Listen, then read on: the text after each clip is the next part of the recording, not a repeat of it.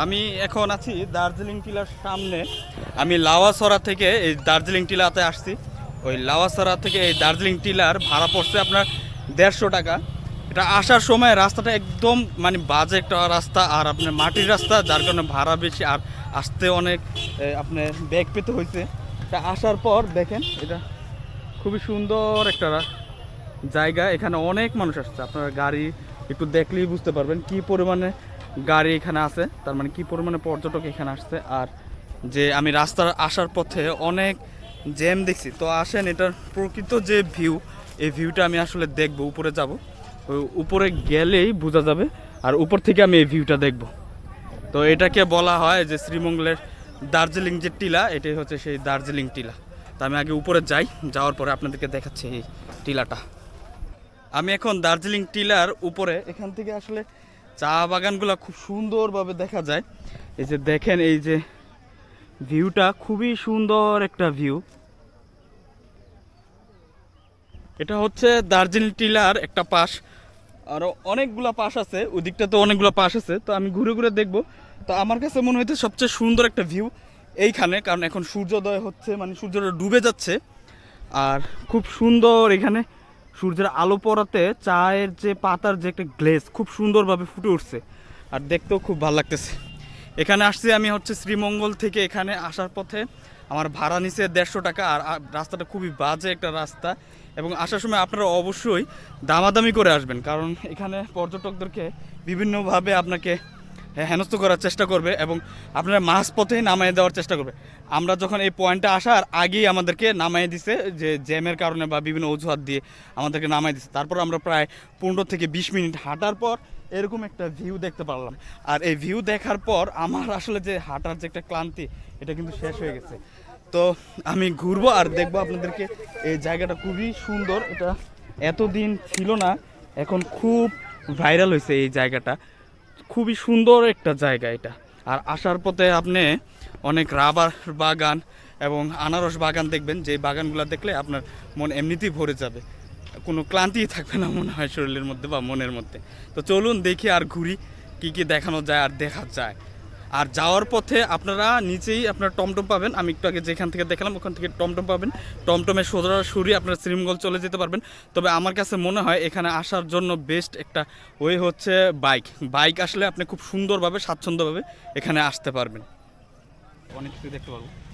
এটা আসলে একটা চা বাগান, আর পুরোটা একটা চা বাগান, গুছানো একটা চা বাগান। ওইটাই আসলে আমরা দেখতে আসছি। এত সুন্দরভাবে চা বাগান কাছ থেকে দেখা হয় না।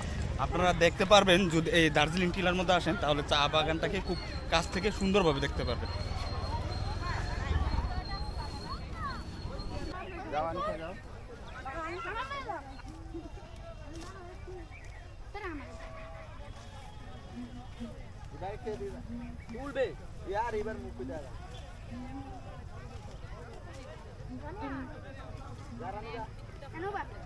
আসো।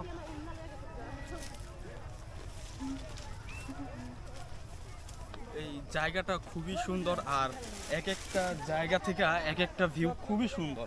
আপনি যেই পয়েন্টে যান না কেন, আপনার কাছে মনে হবে এখানে দাঁড়ায় একটা ছবি তুলে। এত সুন্দর ভিউ। এই দিকটা দাঁড়াবেন বা ওই দিকটাতে দাঁড়াবেন, যে দিকটাতেই দাঁড়ান মনে হবে যে এখানে একটা দাঁড়ায় একটা ছবি তুলি। দাঁড়া একটা ছবি তুলবেন নাকি?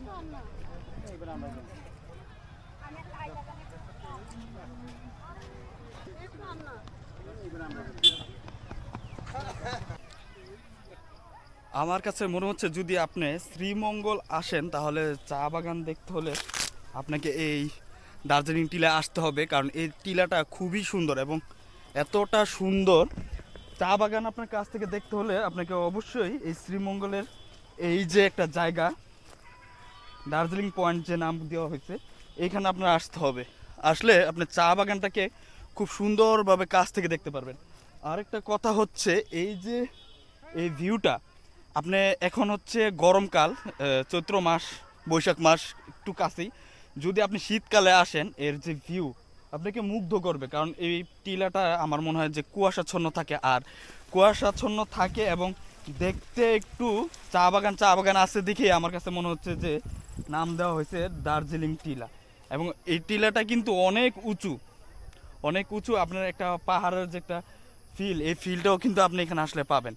এর ভিউটা আপনি দেখেন এবং এর প্রতিটা পয়েন্টই আপনার ছবি বুথ মনে হবে, যে ফটো বুথ।